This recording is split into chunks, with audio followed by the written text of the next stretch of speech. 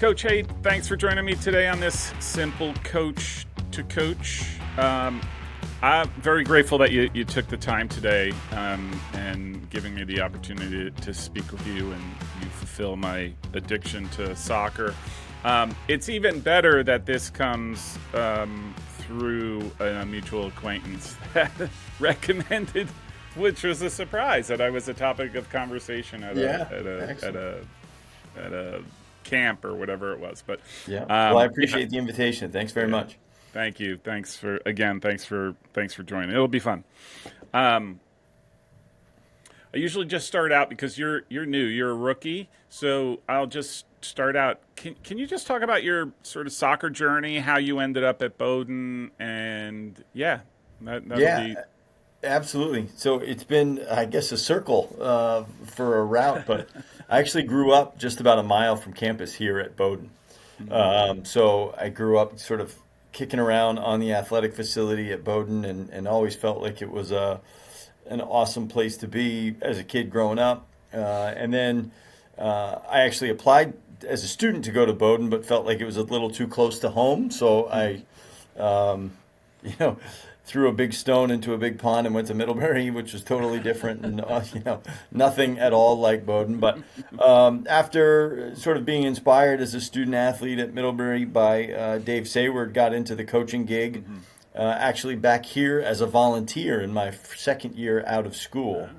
Wow. And was working a real job at the same time as well. And it was very, very quickly after starting. It was actually Brian Ainscoff's first season here at Bowdoin in 2001. And I was couple of days into preseason, I just kind of looked in the proverbial mirror and said, I really want to do this for the rest of my life. I'm not sure I can do that other thing for the rest of my life. Yeah.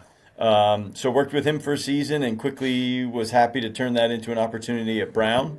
And I was an assistant for Mike Noonan at Brown for 5 years. Forget it. This is over. Sorry. Yeah. And then from Brown, I became a head coach at the University of Chicago for about 7 years.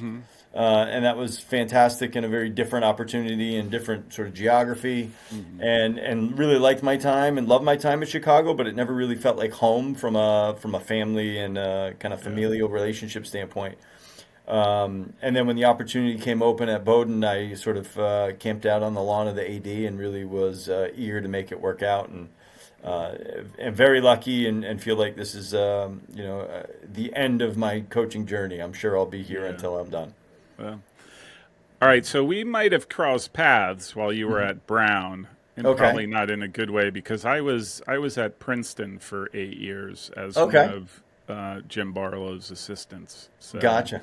Yeah, and I'd been to your fine campus a number of times. I loved my time some at Brown. Good circumstances, not so good circumstances. Yeah, sure, right. Some wins, some losses. So I'm going to say 2002, 2010-ish. Okay, yeah. So I was 01 to 06.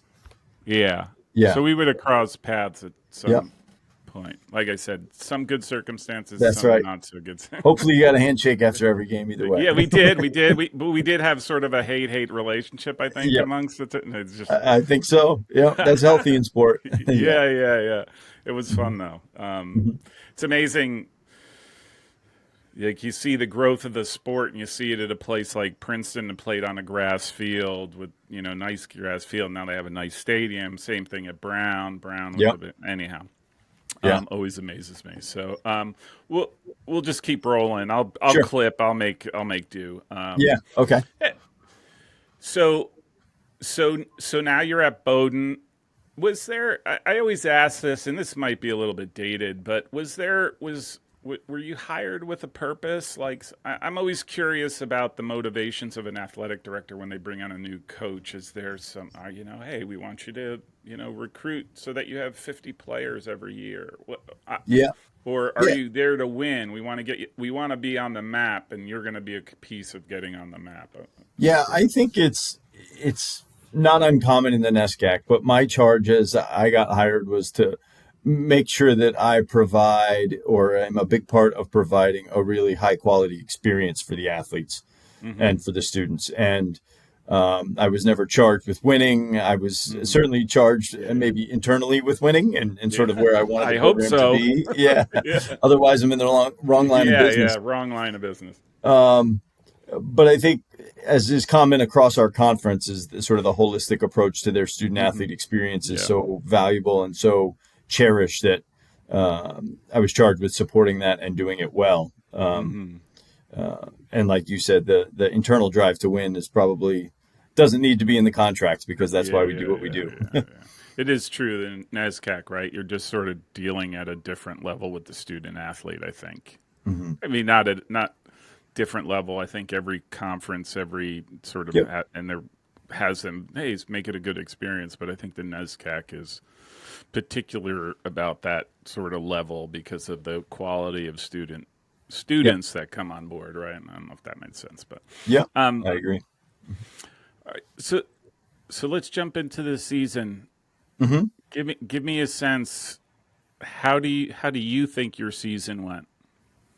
Uh, I think went well. Maybe a lowercase W on that. We felt like we were a really good team. We felt like we were growing through the season, and unlike often happens in the NESCAC when you can grow while making mistakes and winning, that's Hmm. sort of like the cherry on top. Usually in our league and in top levels of Division 3, if you're making mistakes and learning, it's usually because you're losing and saying to yourself, "Hey, that wasn't adequate." And in the first part of our season and the middle section, we felt like we were getting better and better and better and surviving some of our mistakes. And then we played some really good opponents, and let's say the winning percentage dropped a little bit as we wore on, and we had good challenging results, but Hmm. again felt like we were learning. And from a coach's perspective, it was kind of like, okay, this is good groundwork for more competitive games that we're going to get to. Then we had a bad week. We lost to Tufts in the regular season finale in a game that I thought we played actually very, very well, Hmm. but just couldn't find the equalizer and couldn't Hmm. prevent the big mistake. And then we went down there on the Saturday and played them again, and I thought we probably had our worst performance of the year, and they Oof. took Yeah. advantage of that. Yeah. Yeah. So it was kind of a weird one because we felt like, hey, we had a great season through much of the 15 games, and then it was over.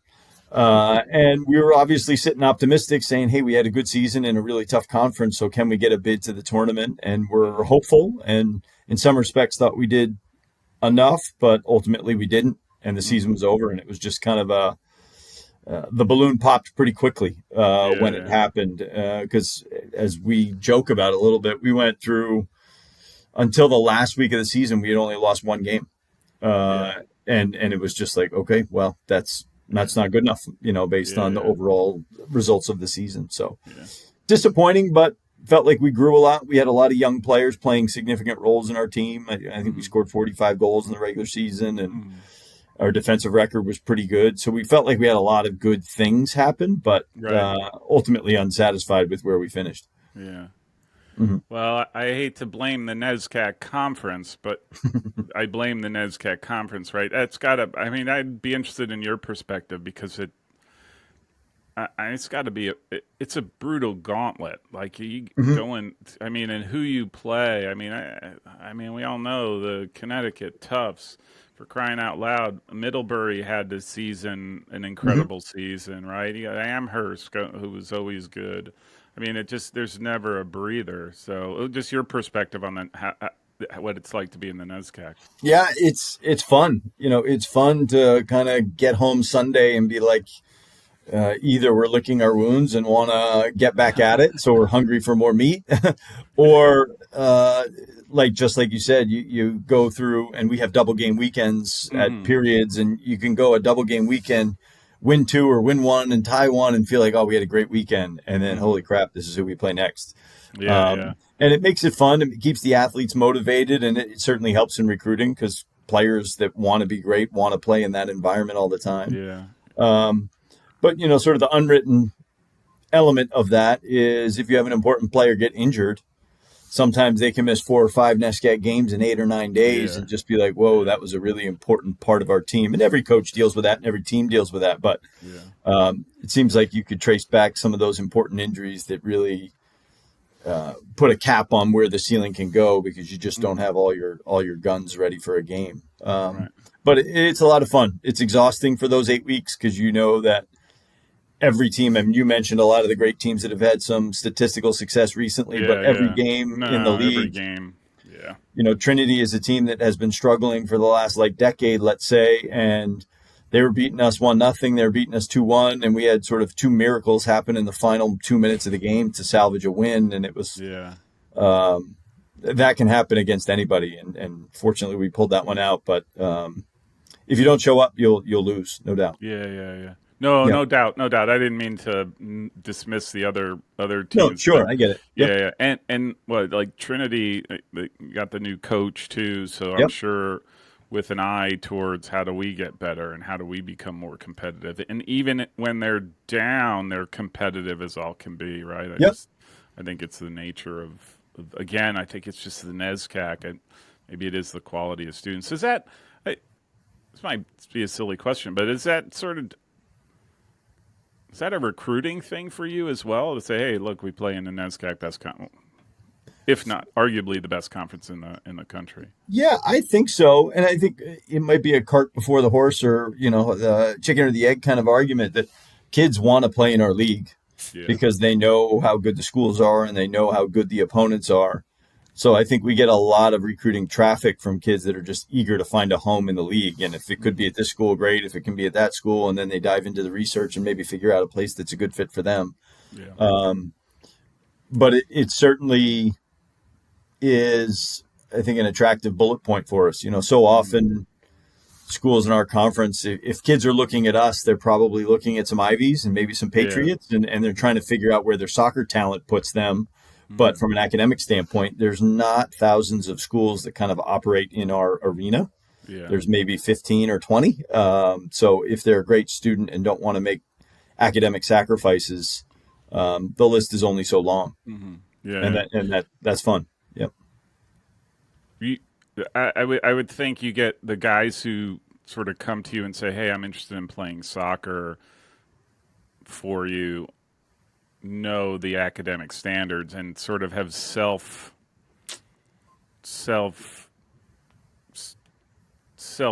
chosen your school because hey, at Bowdoin I want to go to Bowdoin because academically it's fantastic. Yeah, absolutely. And I think there's a lot of overlap in our recruiting that feels Uh-huh. at times, I don't want to say Yeah. incestuous, but if they're Yeah, looking yeah, at us, they're also looking at 7 other yeah. schools in the league, and Yeah, yeah. you're not going to win. You're only going to win a certain percentage of those recruiting battles for the Hmm. kids that you really want, and that makes it fun and competitive. And certainly, when you do a scouting report of opponents, you're like, I know Hmm. 12 guys on that roster because they were guys Yeah. we looked at or guys we Yeah, liked, and yeah. um, but it does have sort of a self-selection Yeah, process to yeah, the that's what recruiting yeah, that makes yeah. it pretty insular in a lot of ways. Yeah, yeah. Yep. Yeah, you're right, right? Like you can't go wrong choosing any of the schools in the NEVSCAC. I Correct. just think by Yep. design, right? Like Yep. what's your recruiting footprint look like? I mean, do you recruit nationally? Yeah, I would say our roster is pretty geographically diverse, and Hmm.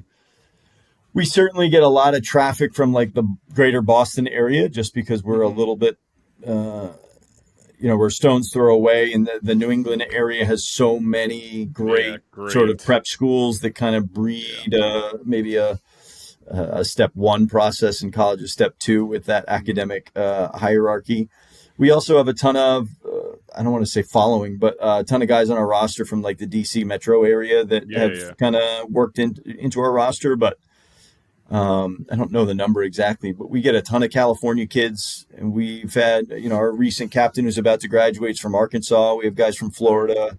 We've had a few guys from the Midwest here or there. We have a senior from Phoenix. So I think our roster is pretty broad from a geographic standpoint, just because Hmm. of what we were talking about before, which is Yeah. it's a destination like Yeah, our yeah. league is. Yeah. And whether you're in Phoenix or New Mexico or Yeah. Portland, Oregon, if you're looking for a Yeah. great academic and soccer experience, we might be a great fit for you. Yeah, And yeah, we're certainly glad to operate in that space. yeah. Yeah.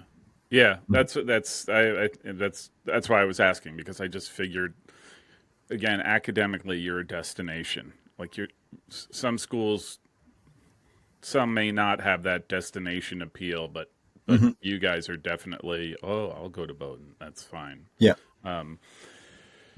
And my favorite historical figure is president of Bowdoin, Joshua Lawrence Chamberlain, right? There you go. There you go. If you're a Civil War geek, hey, um, Yeah. If you're a Civil War geek, Brunswick, Maine's a pretty cool yeah, place to be.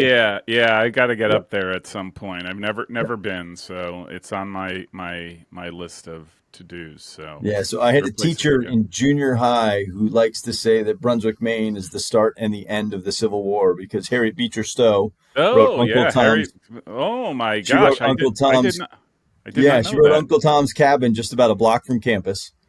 Wow. Uh, and Joshua Chamberlain was, the hero of Yeah, Gettysburg, and he was also Gettysburg, Appomattox. Yeah. Appomattox Courthouse. Yeah. Yeah. Wow.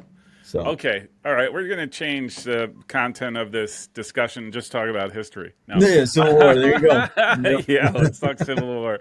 It seems appropriate these days. No. Anyhow. You said no politics Yeah. earlier. No politics. Yeah. All right. I got to ask you. This is one of my. I just noticed. This is probably a completely esoteric question. You're going to be like, "What is this guy talking about?" What are your thoughts on corner kicks? How they're executed and how effective are they? That's a really good question. I haven't thought about it in quite that context. I think it is a lot of emotional drama Mm-hmm. for, certainly potential moments to win and lose a game, but for Yeah. the frequency that we deal with them in our conference, both offensively and defensively, I think they're Yeah. surprisingly not that effective at Effective. Thank determining a you. game. We can stop right there. Yeah. You I've said this, and I actually did a video on it a while ago, last year too. I'm surprised at the numbers, like how ineffective corner kicks end up being. And I've become this guy who just says you shouldn't put a ball into the center of the box on a direct off of the corner, because Hmm. I think the margins of between when you score versus you don't score, there's better ways to try to execute on a play to get a goal than just launching it in. Yeah. So I'm glad you're on my side. Yeah. Well, when we do scouting reports and we look at our opponents in our conference that have 6'5", 6'4", 6'5", Yeah, six yeah, three, and a 6'6" goalkeeper, you're like, yeah. yeah, your Yeah. strategy is a good one to employ. Yeah, yeah. Um, Yeah. I don't know, just weird. And I noticed you had like almost 100 corners to your opponent's 50. So I don't know defensively. I mean, how much focus do you put on the defensive end of corner kicks, which I could totally appreciate. Yeah, and I would say we do a lot. Yeah, I mean, there's so many teams in our conference that we Yeah, play on a weekly basis that are just big, huge, yeah, physical huge. guys, and Yeah, it's the type of thing where this debate is fun, yeah. but in the 90th minute, when you're looking at the scoreboard and you've given up two headers in the box, it's like, Yeah. Yeah. Hey, yep, I always hit the easy button. See, yep, I have the luxury. Like, this is what happens. I just sit here and think of these weird things. yeah, Um, yeah. who this is problematic for you, maybe. Who do you think your toughest opponent is? Like year in and year out. Who do you think, like, oh my gosh, this is who I have to compete with, and this is every year you're like, oh my gosh, this is hard. Yeah, it's a good question, and hopefully you don't feel like I'm copping out, but there's some distinct styles of play in our conference, Mm-hmm. and I think the difficulty with preparing our team to play and the fun, to be honest with Mm-hmm. you, is that you can't play this opponent the same way you play that opponent, in my view, or at least Mm-hmm. with the roster that we have. Mm-hmm. There are teams that are big, physical, and direct, and you just kind of have to strap your helmet on and just like go toe to toe in order Yeah, to stay in that game. yeah, And then there's other opponents that are going to pull you apart technically and tactically and yeah. positionally. And if you just chase the ball, you're just going to You're expose in yourself in the trouble. back. Yeah. So I think there are real unique challenges to our opponents. Con College is a very good team. They play this way pretty much all the time, and you got to deal Hmm. with it.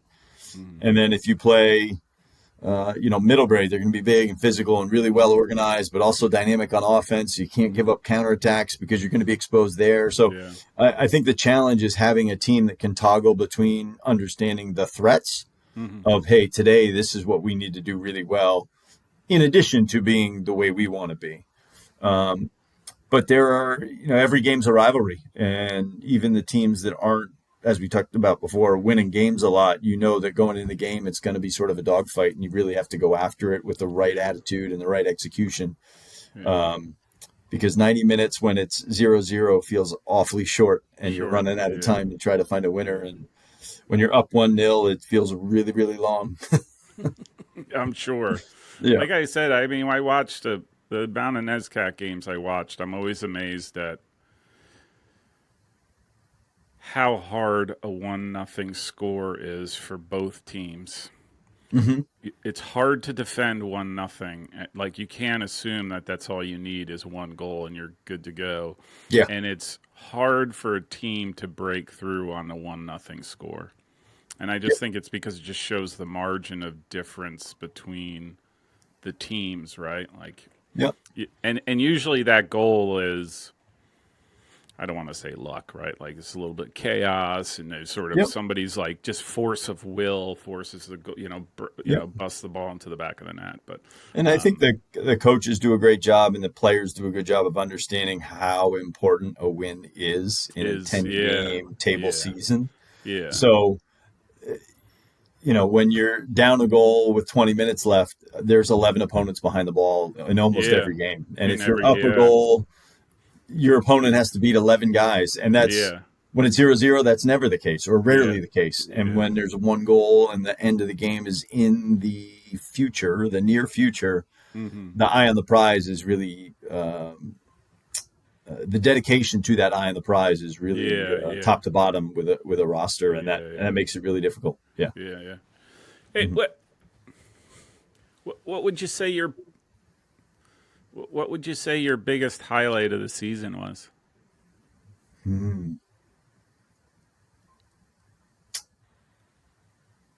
Yeah, that's a good one. I'm trying to look over at my schedule to kind of get. I would say, um, oof, I'm going to cop out again. I'm going to say two. uh, we had a trip up to Middlebury. We were going to play Middlebury on Saturday and Williams on Sunday. And we laid a complete goose egg in the first 20 minutes of the Middlebury game. And they came out and they were winning 2-0. And I think we connected like 11 passes in the first 25 minutes of the game. Like we couldn't do a Okay. thing right. And part of it was because of them and part of it was because of Yeah. us. And we just kind of, I don't want to say scrapped it, but at halftime, I thought the team pulled together really well. And we just said, okay, here's a plan that we can do. Hmm. And we came out about 7 minutes in the second half and scored. And then we tied it up. Ronaldo hit a fantastic free kick with like 18 minutes left. So we tied it 2-2. Hmm. And obviously, 2020 hindsight, they had a fantastic season. And I don't think they gave up a comeback, Yeah. throughout their whole season. So we Hmm. were really proud of that one point because of the way it started and the way it Hmm. finished. Hmm. And then I was also really proud of the way the guys incorporated the message post game because we went down to play Williams, who at the time was number 2 in the country, just like Yeah. 21 hours later. Yeah. And I thought we really played well against them and just slogged through some difficult moments, but just found a way and produced a Hmm. couple of good moments and ended up winning 2-0 in that game. So that was a kind of a 4-point weekend that Yeah. started with a complete disaster and finished with, 4 points. So Really we were strong. proud of Yeah. that. And then also later in the week, we had a week where we were at Wesleyan on a Saturday and at Colby on a Tuesday. Hmm. And I didn't think we played very well against Wesleyan from a technical standpoint, but we Hmm. produced 3 goals and we won 3-0. And it was kind of like a good moment for the team to kind of feel Yeah. like we don't have to play perfectly to win. We can do some things and Yeah. really produce. And then we went up to Colby on the Tuesday, gave up a goal, I think, in the first like 8 or 9 minutes, and then kind of rattled off 5 to win Yeah. 5-1. And it was a 4-day period where we just felt like we can be really, really good. Mm-hmm. And then unfortunately we ran into Tufts the Yeah, very yeah. next week. Um, but it was Speaking of just tough opponents, right? yeah, Let's see. exactly. It was kind of like just to remind us we were not that good. But 8 goals in a NESCAC week is Yeah, a lot yeah. of A lot goals, of and then goals. they dry up like that when just on a Yeah, yeah. different day and different weather and different opponent and all that kind of stuff. So, but those were two like really good like windows into their season that felt Mm-hmm. like, uh, like I said, we were a pretty young team, and to have starting 5 sophomores and 2 freshmen for a lot of the Wow. season Wow. was important growth moments for them Yeah. in the season, but hopefully again for next year Yeah. and Yeah. the rest of their careers. Was that by, I don't want to say by design, right? Because it's always by design, but the youth on the team, was it just the quality of kids you brought on, or was there, right? Because that is a lot, right? Like, especially Yeah, in an NESCAC where I think, I have a theory which I can't prove, but I think veteran players are super, super important in the NESCAC just because of that those yep, grind out weekends. totally agree. Our 2022 season was sort of our recent high water mark, Mm-hmm. and the 9 fifth-year seniors that we had on our team played a Yeah. huge role Huge in, trouble. in Yeah. propelling us through that. Mm-hmm. Um, yeah, yeah, I mean, it's more than normal. Have you ever interviewed Joe Clark down at Washington University in I St. Louis? didn't. I tried, but then he's retiring, so Yeah. I So never. when I coached against him, it probably was about 2007. He said to me, that you'll lose a game for in a season. You'll lose a game for every freshman you start. So if you start Mm-hmm. 5 freshmen, you're going to lose 5 games in that season. And as I tracked that little soundbite through my career, he Mm-hmm. was exactly right. Really? And I think the NESCAC is sort of a cauldron of competition where that's the Yeah. case. If you have a lot of young players on the team, they're going to Yeah. make some mistakes that Mm-hmm. cost you games. And those are good learning moments, but in a 15-game season, it's hard to Yeah. learn fast Yeah. enough. Yeah. And this year, we didn't quite have that scenario, but we had a lot of sophomores that really bolstered our team in 22 as Mm-hmm. freshmen and just played really well and kind of Yeah. kept their spots. And then we also graduated a big group, as I said. Yeah. So there was a lot of vacancy for young players to come Yeah. in and do an important role for us. And we've been fortunate to recruit some good kids over the last several years and beyond that, obviously. But Mm-hmm. there was a real opportunity for them to come in and do well if they played well. And Yeah. it was a huge part of our team this year was sort of our youth and inexperience that hopefully will translate to minutes Yeah. played and Yeah. experience Yeah. next year. So I got to ask, what does your recruiting class this year look like? Knowing your roster now, and you're so like you're again, you're I'll just say you're starting 11. 7 of them are underclassmen, right? Like or whatever. Yeah, Yeah, or still here. still Yeah, here. yeah. Yeah. We're excited about our group. I think Mm-hmm. it's a really talented group of guys that fill some holes Mm-hmm. of depth or of Yeah. potential starters. We needed to get a little bit bigger and a little bit more physical. Mm-hmm. I felt like last year in 23, we played a lot of pretty soccer at different moments, but sometimes when it turned into a street fight, we didn't quite have the weight Yeah. behind our punches. Mm-hmm. Some of that was injury, some of that was graduation from the year before. So we have some big physical guys coming in that we have high expectations for, and we also have some real versatility in our midfield coming in, and I think could help us in different positions and in different ways. But I also like that there isn't a lot of pressure on those guys to play immediately. Yeah. We Yeah. have some experience coming back, and if the young guys do take some time to learn, then that's okay, Mm-hmm. because we do have some younger guys that have played a lot, and also Mm-hmm. some veterans that are really up to speed on what we need. So we're super optimistic about how good we can be next year. Oh wow. All right. Well, I'm going to definitely be, as I always do. I'll be watching. um, Yeah. so what? Because you guys are NESCAC, like because so you're different. Spring, like what is your thing for the spring? Yeah, so this is the first year that the NESCAC will have a formal what do they call it, developmental Traditional? season. Yeah. Yeah. Yeah. Yeah, so we're not even agreeing to call it non-traditional. We're calling Yeah. it Yeah. developmental Of season. Yeah, the course. NESCAC likes to go its own road. Yeah. Yeah. So the rest of Division Three will do 24 days, I think, 26. and we are allowed Yeah. 16. Six of which, Hey. yeah, Yeah. absolutely right. And, yeah, we're joining the 21st century, right? Yeah. Yeah. So we're allowed 16, 10 of which can be on the field, and six of which can be sort of leadership development and sort of Right. Right. non-athletic. Yeah, Yeah. Yeah. exactly. That would be in the political vein of questions. Don't ask me about Hmm. those things. But we're really excited to be working with our guys. Traditionally the guys are kind of on their own in voluntary workouts, and we're Hmm. obviously hopeful that they're doing them and eager and have high Hmm. expectations for them. But there's really limited opportunity to be with them on the field or in the weight room or Hmm. really developing. And I think our guys have a real tenacity to go at this spring because they do get to play. Hmm. We don't Yeah. get a match day like the rest of Division Three, but Hmm. we'll have about 20 guys on campus, which will give us enough opportunity to kind of continue the competitive gauntlet that we try to create in the fall. And Hmm. most of our juniors are abroad. I think Hmm. 7 out of our 8 juniors are abroad in Europe, so we won't have them. Um, and it's, I think, a really good opportunity for our younger guys to kind of accept some leadership responsibility and kind of grow Hmm. up and not look to their left and right, but to look in the mirror about what they're doing to Yeah. help the team get better. So, very ecstatic, but it is a different planning semester. Usually we're kind of folding our hands and I'm coaching my Yeah. son's U10 team. And now I can actually work with our guys, which we're very excited about. Well, if you need a player, I'll gladly come up there and There you go. Come on. I just don't want to make your guys look bad. The quality that I bring on the field, just Absolutely. different level, different Yep. level. That's if I can move and my knees bend well, and That's my reason for not playing in practice. I don't want to make them look bad. yeah. But man, when I play your son at U10 soccer, watch out. Yeah, yeah, I'll warn them. Watch out. I can Yeah. be deadly. Um,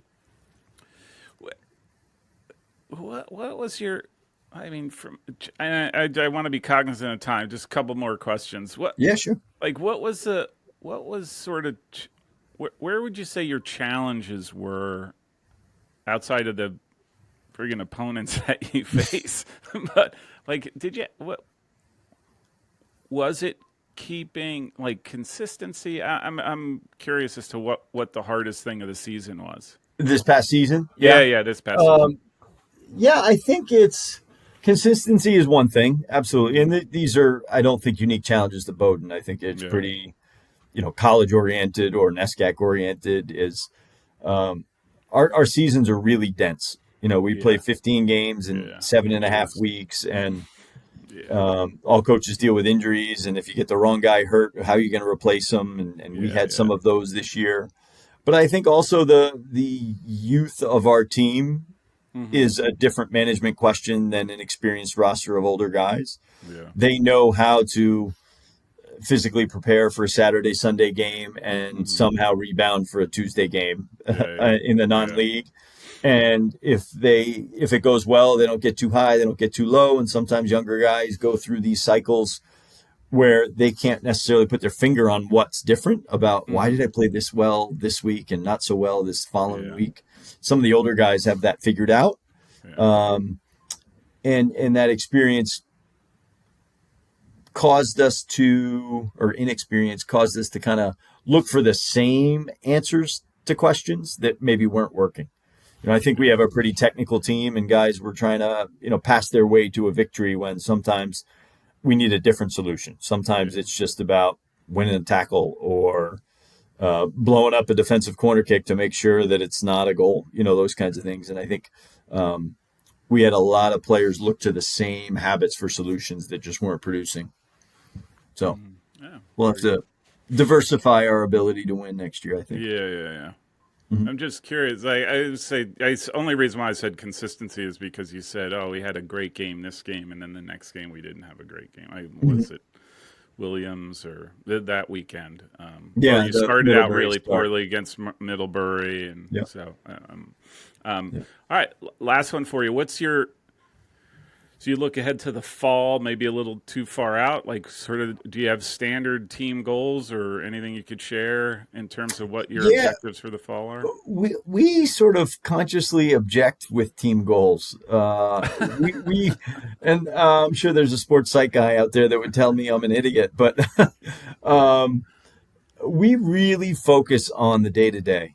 Hmm. And I think sort of writing down on the wall that you want to win a national championship, I don't think that helps you get there. Yeah. Um, because if you start focusing on that, you forget that you should have improved today at Yeah. training before you played Thomas or USM, but sort of Hmm. a non-league game. So Hmm. we try to really take the moment and boil it into learning and talk Hmm. often about, hey, this is practice. This is the plan for practice. What are we going to do to get better? Because whatever we get better at will help us win a Hmm. national championship, but we can't win that today. What we can do today is get better. Yeah. Um, so with that in mind, we are also always driving to win an SCAC championship and Hmm. win a national championship. We would very much like to do that, and we know that if we have a good league season, we're kind of capable. You know, Yeah. our league opponents are always in that conversation, and if we can stack together a few victories against the right teams, we're going to be Yeah. in that Yeah. realm of capability. And Yeah. you know, when you get to the tournament, you got to be healthy, you got to be playing well, you got to get a little luck here and there. Yeah. You know, maybe the weather's got to cooperate in the right way or the wrong way. You know, we'd love to host people in Maine in Yeah, November. well, I'm sure. Yeah, you love the weather. Yeah. But we really try to dial it into day to day habits that are going Yeah. to help us get there rather than sort of the big picture. Hmm. Um, that Yeah, that's I'm always curious about that, and that's funny that you say about the goals, right? Like, because I think even when I was playing, like, goal is national championship, I and we never got there. Yep. And then I would add, um, you, I would say any NESCAC team is uniquely prepared to get into the national tournament and capable of winning it all.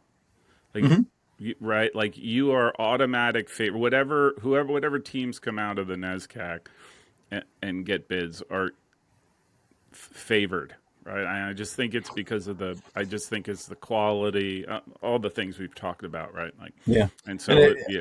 one of my Go good ahead. friends is Josh Shapiro, who did so well Uh-huh. at Tufts and now doing Yeah. well at Harvard. And he made a point to me, and I totally agree with him, that sometimes the number one seed in the NESCAC who loses the quarterfinal in the NESCAC tournament and gets a Yeah. weekend off Yeah. Is and better off. is better off because Yeah. that weekend of the NESCAC semifinal and final Yep. is the most grueling Yeah. weekend that you Yeah. can possibly go through. Yep. And it is exactly like the Final Yeah. Four. Yeah. And you get practice doing it, and you get teams maybe a little bit different in the Final Four in the sense that you've got teams that are really familiar with you. Yeah. You know, so you can get to the Final Four and play a team that's never even heard of you in some Yeah. ways, and that Yeah. might be a good thing. But um, there's no doubt that there's that sort of belief that permeates everything that we do is, hey, if we just do well, Yeah. we're where we need to be, and can we just do Yeah. well enough? Yeah. Yeah. Yeah. And you get through, and then you could have a pet. And again, I think it all comes down to the draw and all that kind of stuff. But the Hmm. intent, the stuff that you can't really control. But if you can control getting to a point where you're good enough to get a bid or win your conference tournament, you are uniquely positioned to be able Yeah. to go all the way to the Final Four. I think that's, and you see it. I mean, you guys. I mean, Amherst and Tubb. You guys. Like, I think there's this sequence of events that happen that you could Yeah. see it materialize There's a every common thread every. for all of Yeah. our teams Oh, that have it, done that kind yeah. of thing. Yeah. That kind of thing over the years. So, Yeah. um, Coach, hey, really do appreciate you taking the time. This was fantastic. You're more than welcome anytime. You don't have to go through Coach Desatel to get on. You just He's my shoot me. agent now. Yeah, yeah, He yeah. needs a He was finder's fee, I asking. guess. He was asking for a finder's fee. He's like, Yeah. "I'll give you a name, but I need $50." Like, Yeah. anyhow, really thankful that you took the time today to speak with me, and yeah, as I always do, I'll be watching. So. Excellent. I really appreciate it and appreciate what you do with these Thank you. interviews and this sort of Thank platform is great for Division Yeah. three soccer. So thank you. Yeah. Thank you. Thanks. Appreciate it. All right.